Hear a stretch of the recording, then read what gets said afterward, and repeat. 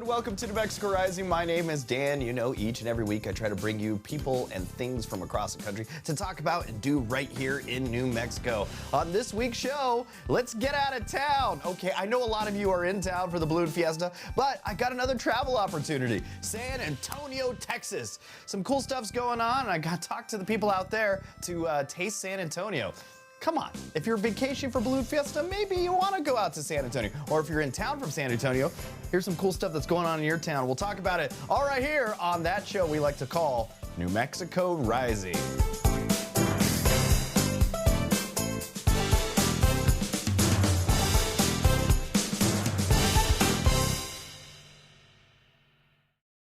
You know, Hispanic Heritage Month is here, and what better way to celebrate the rich and colorful traditions of Hispanic culture is gathering around the table with some friends, some family, loved ones, and all that other people that you just want to hang out with.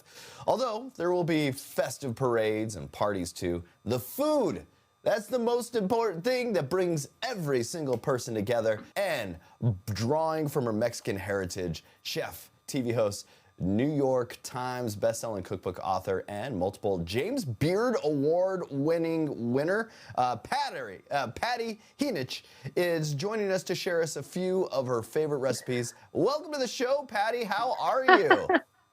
I'm good. Thank you for having me on. All right, Pati, tell us about this Hispanic Heritage Month, the celebration, and what all of this actually means to you. Of course. So, as you may know, Hispanic Heritage Month begins September 15 and it goes through October 15. And it coincides with National Independence Days in many Latin American countries. And during this month, we take the opportunity to celebrate the richness and the diversity of Hispanic communities all over the U.S. and how much we contribute and enrich to the American life and the American table. And of course, our favorite thing is to do it through food. All right, food. That's what I'm thinking about. So why do you think food is the most, or if not, I would say it's the most vital thing in Hispanic Heritage Month. That, to me it is. It's fun to taste foods from all around the world, but you tell me why you think it's vital. It is. You know, as a Mexican, I can tell you that food takes center stage. It is just a part of everything we do. It is tied to every national holiday, religious celebration, everyday occasion. If it's a birthday party, if it's someone's first day of school, if it is the weekend, there is a food that is tied to it. It's our love language. It's how we communicate with each other the most, how we spoil each other, how we nurture each other, and how we love to introduce ourselves to the world. All right, I'm itching to find out all about the food that you have in front of you. Of course. So, you know. All right, tell me about it. What we got? Yeah, so here are some of my favorite ways to entertain people, a big crowd, family, friends. I have big brunch enchiladas, which are enchiladas that are stuffed with fluffy eggs, pinto bean sauce, chorizo, avocado, queso fresco. Then I have a hash with corn, chorizo, and jalapenos that you can eat just like these, or you can tuck it into tacos.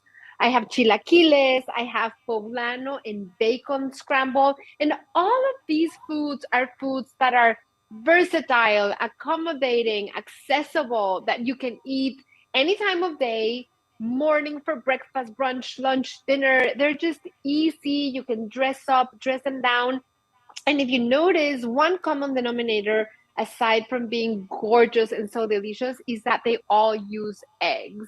Eggs are a vital part of the Latin cultural identity. They're a big part of so many traditional and classic dishes, not only because they're super delicious, but also because they're an incredible source of high quality protein and nutrients. And for all of these dishes, I use Eggland's best eggs, which are my eggs of choice because they're not only incredibly tasty, but they have amazing nutritional benefits.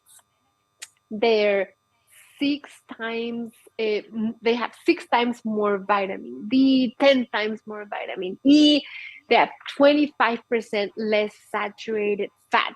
And they're just easy to find everywhere too. So you can find all of these recipes at Eggland's Best And I hope that you will try them, not only for Hispanic Heritage Month, but you eat them or make them or share them any time of the year. And it's just a way to show how much Latin people and Latin culture add and contribute and enrich to the American table.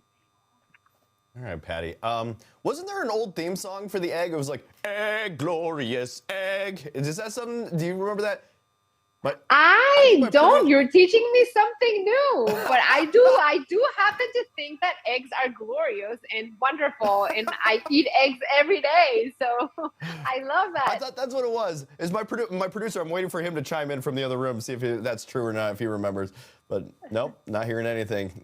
Everyone's confused. Maybe it's just a fever dream I had. All right, Patty, where can we go for more information and get some of these recipes that you've been chatting about? So go to egglandsbest.com.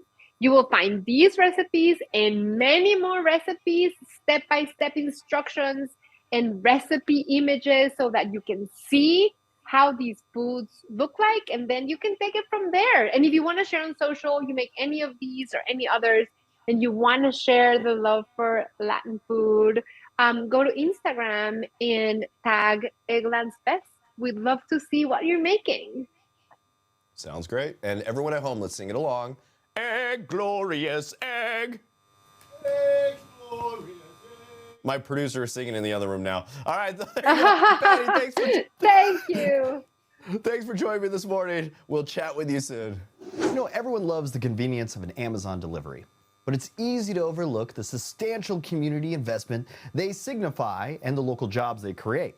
According to the latest economic impact report, Amazon infused over $240 billion into the U.S. economy just last year.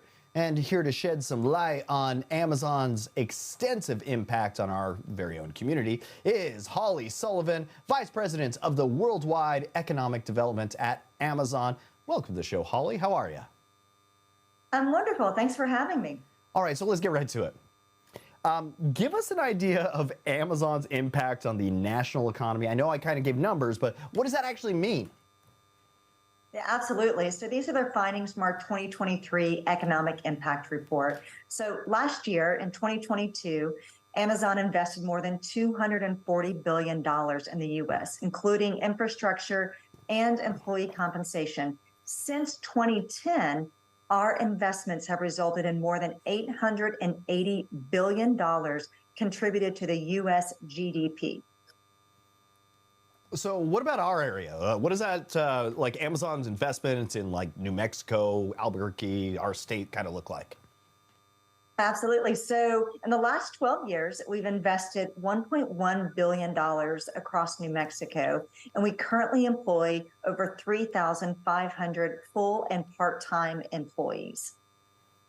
And what type of jobs do we have more headed to this area? You do, in fact. We're currently hiring. We're hiring for our part-time, full-time, and seasonal fulfillment center roles. About 1,000 people we're looking to hire in New Mexico.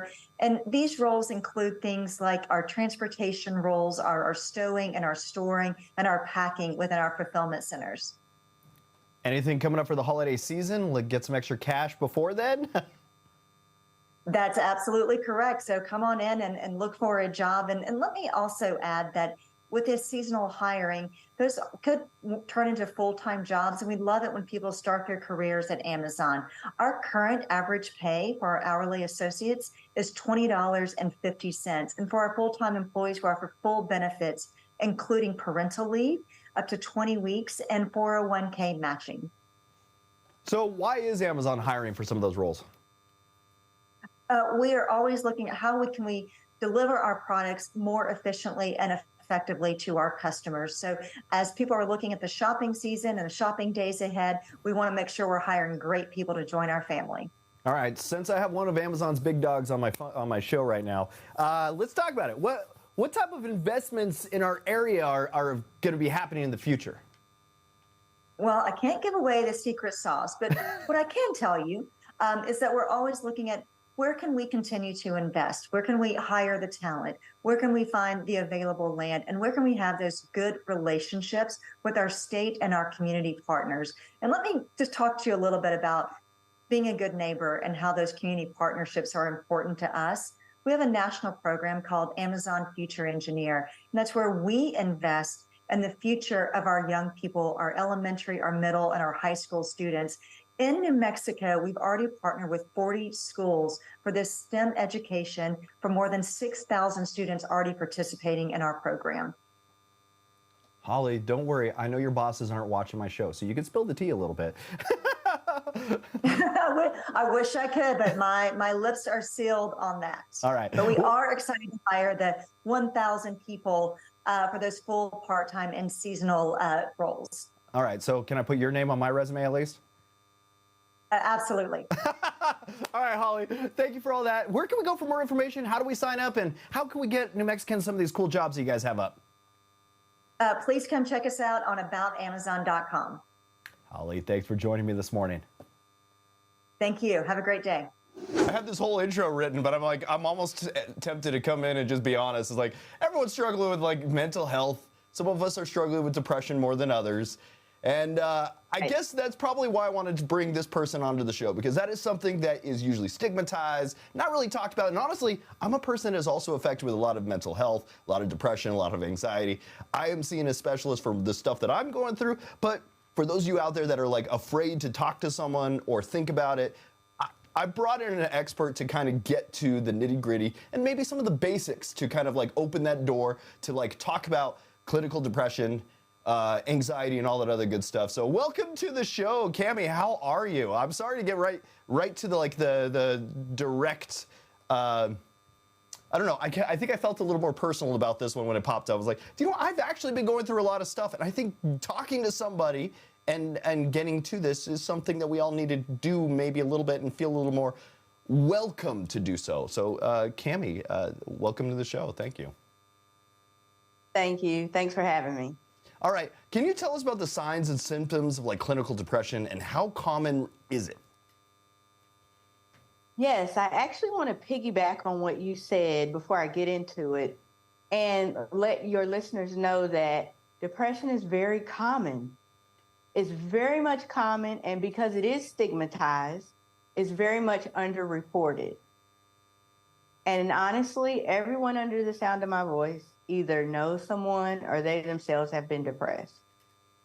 Now, what does that look like? Well, a depressed patient doesn't want to leave the house. They don't want to go anywhere. They don't want to see anyone. They often feel worthless. They experience guilt and often have trouble with sleep as well as appetite. And so this is a serious condition because these patients are feeling hopeless. I'm right there with you. There have been days that I've not been able to get out of bed. Like sometimes I get off work on Fridays, stay in bed till it's time to go right back to work on Monday, maybe throw on YouTube when I'm sitting watching TV or something, but barely get up to eat or anything like that. Are there like, I know there's other types of depression like treatment-resistant depression. What are some of the available treatment options for something like that? So let me clarify what treatment-resistant depression is, because a lot of people don't know. You have to fail at least 2 oral antidepressants to be classified as treatment-resistant. But Dan, I'm sure you know, you can fail 2 medications in 3 months, right? And so I see treatment-resistant patients, and I use Spravato in my clinic. Spravato is a esketamine nasal spray that works differently than other antidepressants. And what I found is that my patients, they respond more often and they respond a lot faster than waiting that 4 to 6 weeks for an oral antidepressant. Of course, you want to consult with your doctor because like any medication, we've got side effects and risks. But that's really why I decided to partner with Janssen today. So if somebody thinks that they have like treatment-resistant depression or are struggling with their like current treatment, what do you think that they should do? I think they should take that brave first step. I think they should be like you. I think they should get help. And then I think that they should remain active in their care and partner with their provider And then this part is often taken for granted. But to get better, you have to believe getting better is possible. If someone out there or someone they know is actually like struggling with depressive symptoms, what should they do, or how do they bring up the conversation to begin with? Well, first and foremost, I think yourself being an open book, right? And then also kind of just having an open mind to just listen is helpful. What I will say is if you're currently feeling suicidal, you want to call or text 988, which is the Suicide Crisis Lifeline. And also, if you want any more information on treatment-resistant depression, you can visit Spravato.com. And then don't forget your healthcare provider. They're in your backyard. Utilize them. Don't be afraid. So what are some things your patients have found helpful in managing their depressive symptoms, in addition to the treatment that they get? So Dan, this is my favorite question.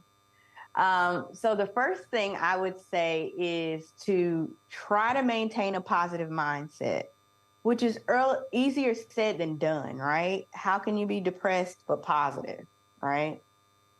In addition to that, incorporating therapy with medication, the evidence supports that improves overall outcomes. And last but not least, exercise.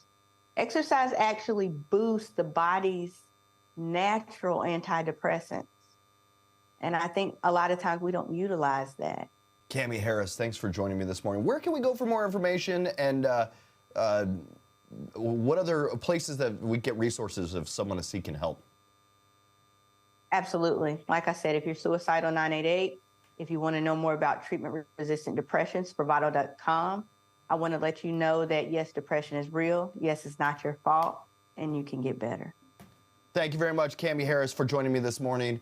And yeah, I like to be open and candid when I'm talking on my show, but yeah, thanks for just being there.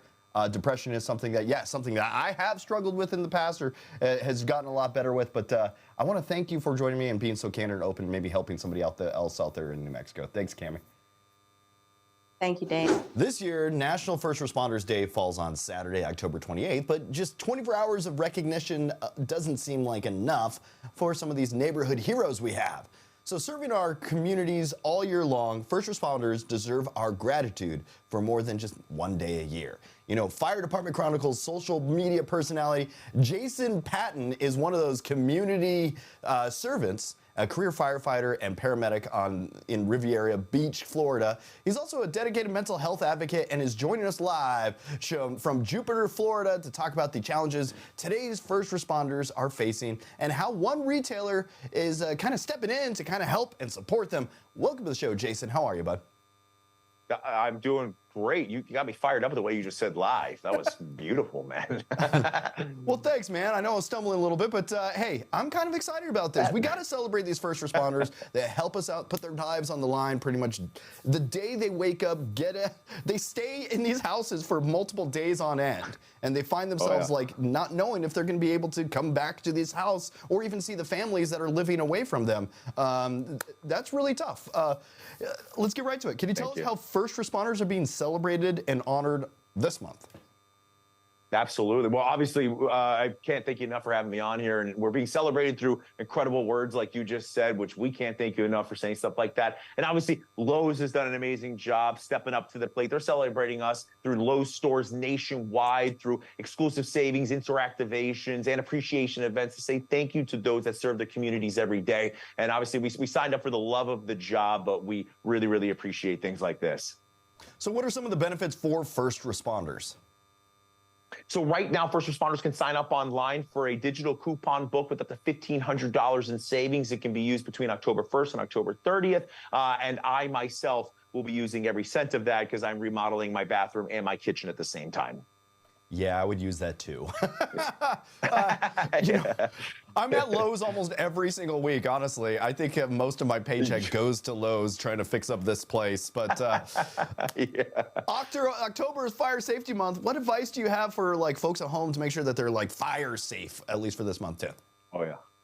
Yeah, listen, for all months, don't just be safe for this month, but try to be as prepared as possible. Create fire safety escape plans, anything that's going on in your home. Know what to do when the emergency is happening. But with the escape plans, practice them. Write them down on paper, then practice them with your family as much as possible. Make it fun. Make it a game. My 7-year-old daughter, I tell her, there's a fire. What are we going to do? We run out the house and we meet at the big tree. That's where we always meet. But make sure you have fire extinguishers in your home, at least 2, one in the kitchen where most fires are going to happen.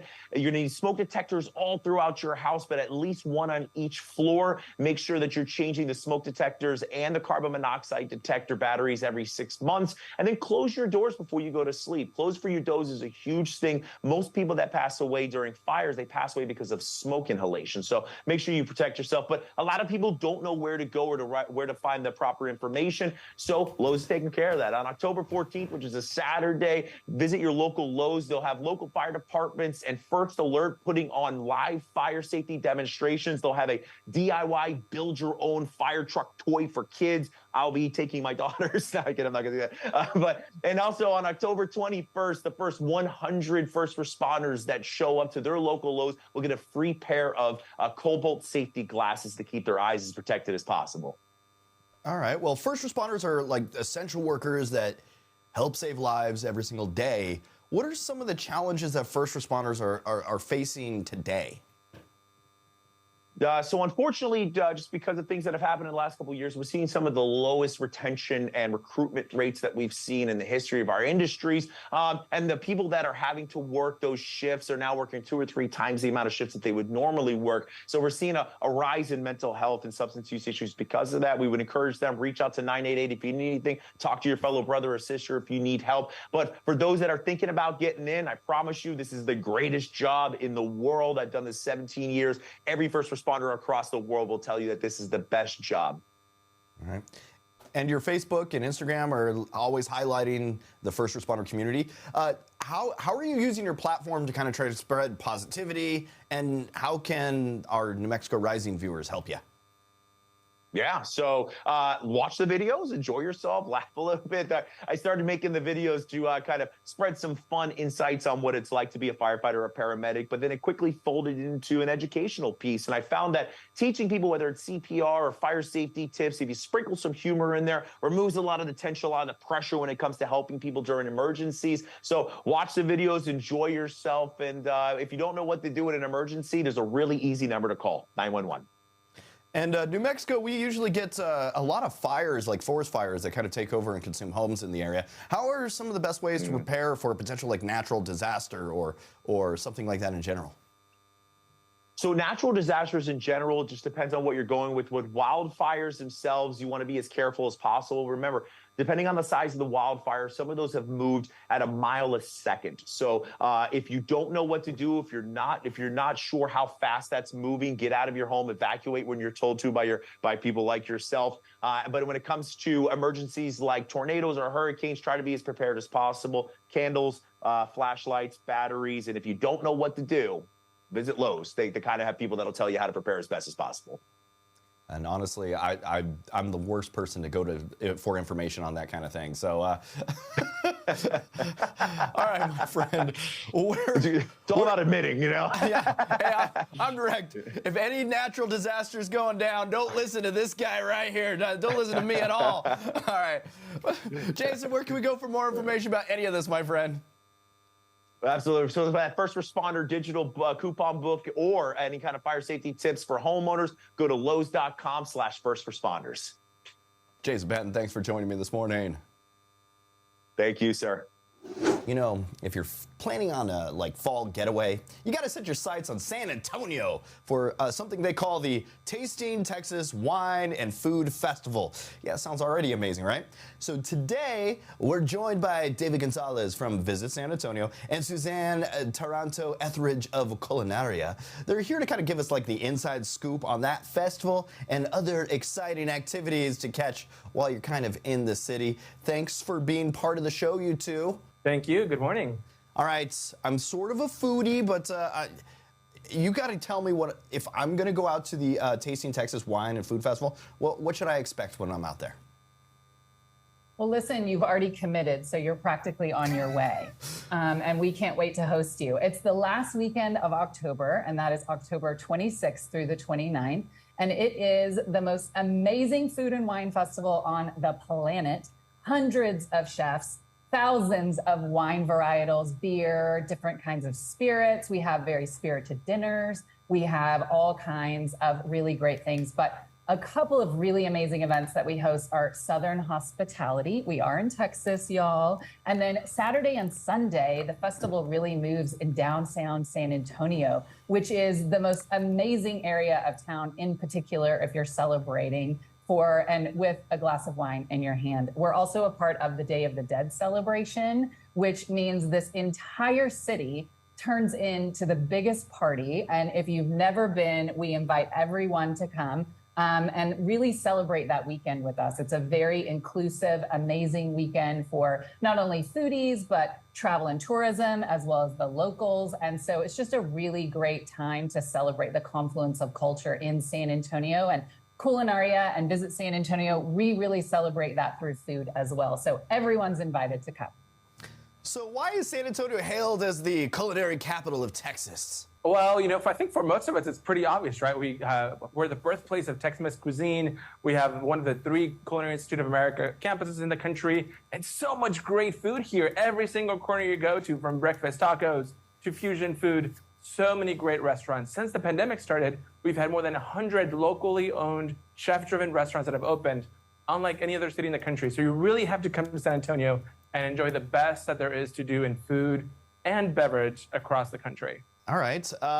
Tell us more about the Tasting Texas mission and how it benefits through the James Beard Foundation. Well, so Tasting Texas, it is a giant party and it's amazing and everyone needs to attend. But at the end of the day, it's for a really good cause. And we support the James Beard Foundation, and $250,000 from Tasting Texas goes directly to benefit chefs and restaurants and culinary scholarships, and really the mission of the James Beard Foundation. And we're just so honored to partner with them. And it's just really phenomenal, the work that they do day in and day out for the entire country. All right. So where can we find out more details if we want to be like Ozzy Osbourne, Pee Wee Herman, and David Crockett? There's so much other things to do than being at the Alamo, but of course you have to come to the Alamo because there's great things happening there too. But you do want to go to tastingtexas.com and see all that's happening in the destination and book your tickets now before they sell out. Well, thank you two for joining me. One more time, where can we go for more information? Go to tastingtexas.com. David, Suzanne, thank you two for joining me this morning. I'm probably going to go out there. That actually sounds fun. I got time at the end of the month to go visit you guys. So I'll come visit, and I'll actually come by and say hi. That's great. See you in October. And that is it for that show we like to call New Mexico Rising. Thanks for tuning in this week. Each and every week we try to find people from across the country to chat right here with me about stuff for you. Follow us on Instagram and Facebook and find out more from that show we like to call, or that is called, or some people like to call. Just call us. New Mexico Rising. Until next week, my name is Dan.